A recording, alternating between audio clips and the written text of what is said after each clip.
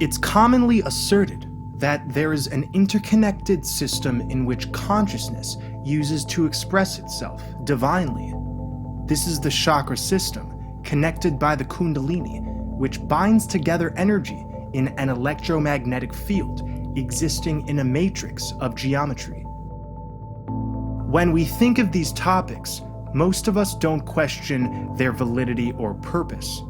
The complexity and design of such an interlaced system is often interpreted as being reflective of a highly evolved intelligence encompassing everything in a unified field.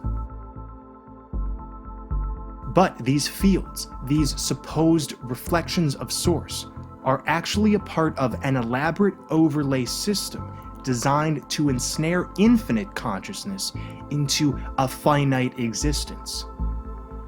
A fallen reality can be identified through observing decay. This is what we witness all around us, all the time. This is the land of expiration. Everything dies in what is supposed to be an infinite universe. Well, why is this?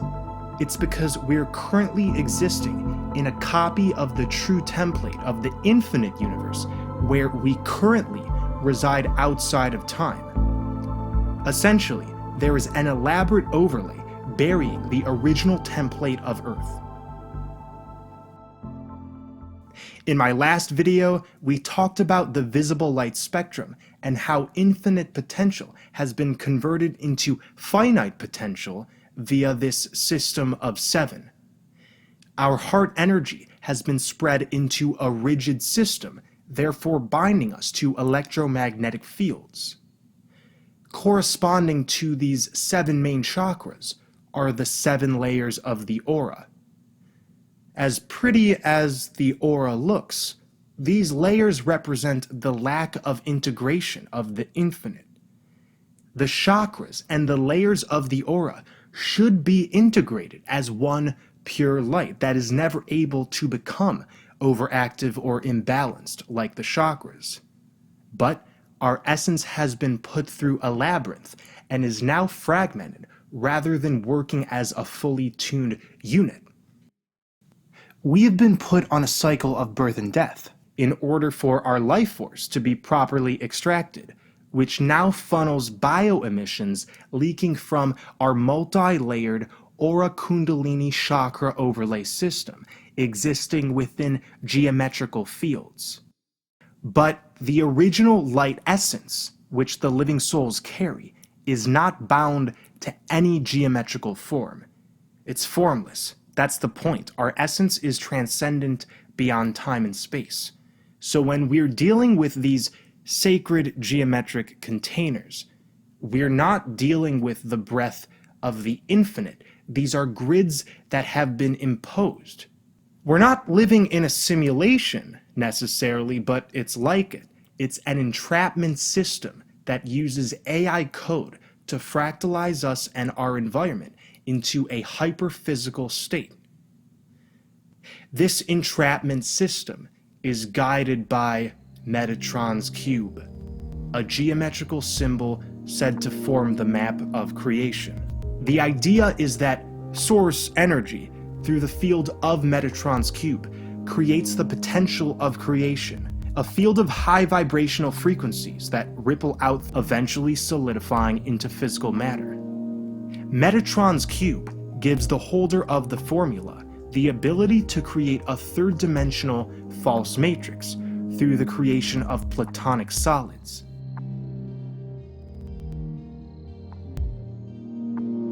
Metatrons Cube is the illusory net placed within the genetic code of man to trap him here in this false matrix.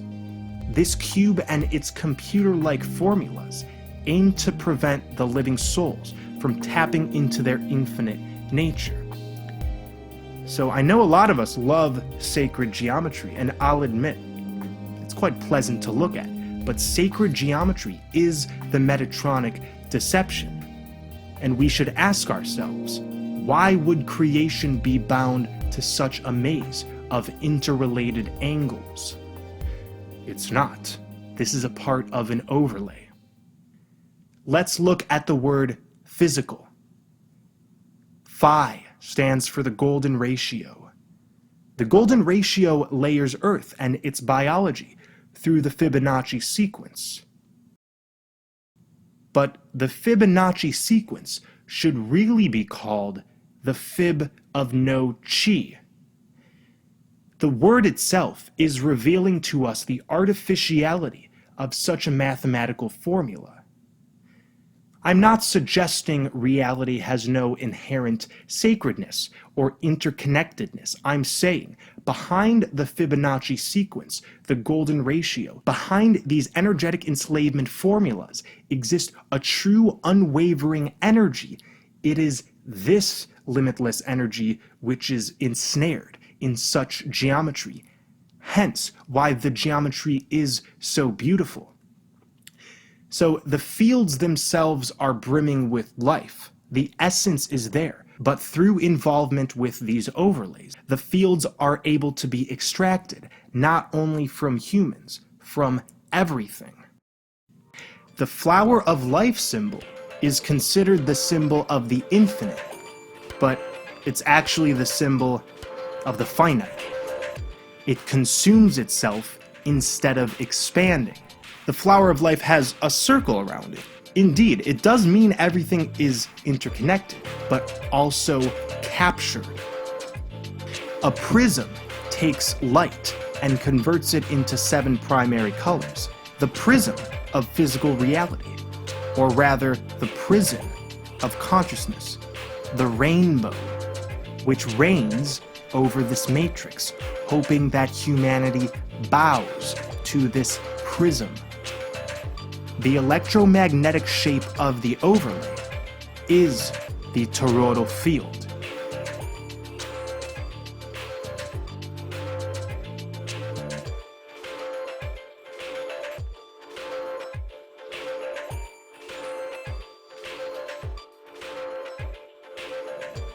This is what our avatars are encased in. The above envelope are tugging and sucking energy from the 0 point. This isn't full recirculation. So what happens when all of physical reality has been conformed to this toroidal field? Well, time occurs. Death, decay, rebirth, and aging. The loss of vitality and momentum. Taurus refers to the bull, the horns, the mind virus, the false overlord of the earth plane and of humanity. The torus tore us apart, the toroidal fields.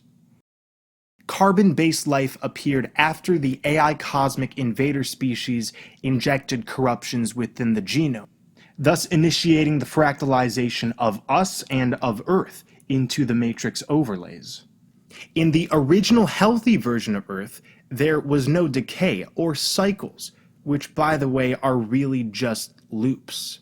Not too far in the past, Earth did not express day and night, summer and winter, birth and death, sun and moon.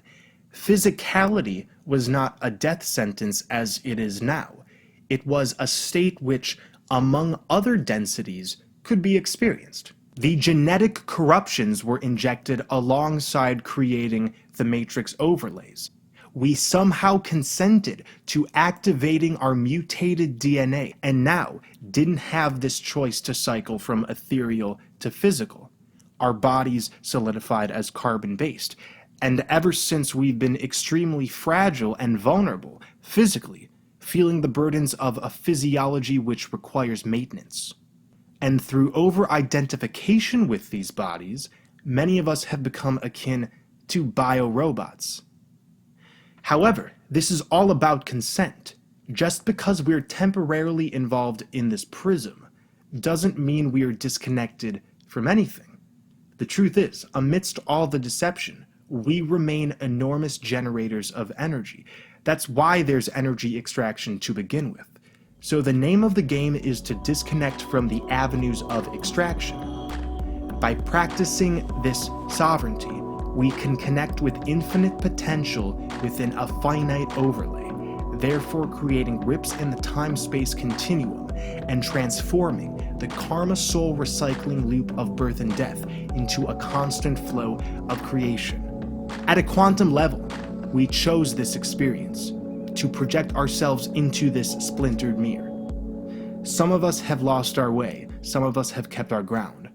Whatever happens, know your power, know your essence, know it's incorruptible, and we will break free from the overlay.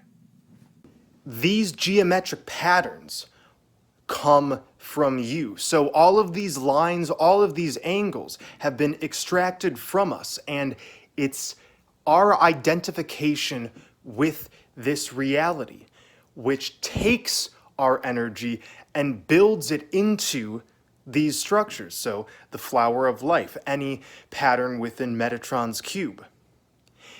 It's very interesting that the parasite is really just taking our energy and reorganizing it. But how can they take our energy? It's through the principle of consent.